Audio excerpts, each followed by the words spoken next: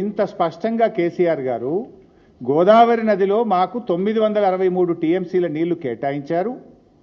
అయితే దీని తర్వాత కూడా 3000 టీఎంసీలు సముద్రంలో కలుస్తున్నాయని సెంట్రల్ వాటర్ కమిషన్ లెక్కలు చెబుతున్నాయి.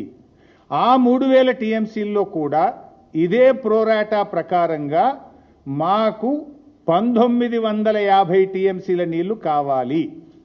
1950 టీఎంసీలు మాకు కావాలి గోదావరిలో.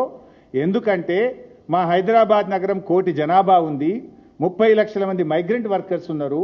హైదరాబాద్లో పారిశ్రామిక అవసరాలు, తాగునీటి అవసరాలు, భవిష్యత్ అవసరాల దృష్ట్యా గోదావరిలో 1950 టీఎంసీల నీళ్లు ఈ 3000లో మా వాటా.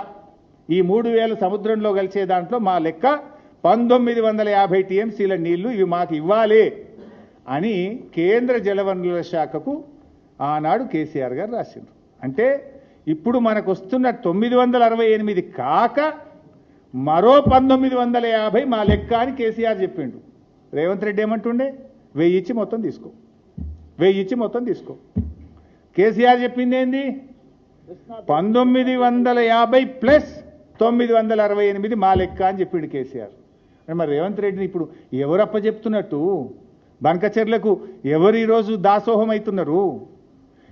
Is it not official record mister Revanth Reddy? తెప్పించుకోండి ఈ ఆఫీస్లోకి వెళ్ళి. ఇది కేసీఆర్ గారు కేంద్ర జలవనరుల శాఖకు రాసిన లేఖ.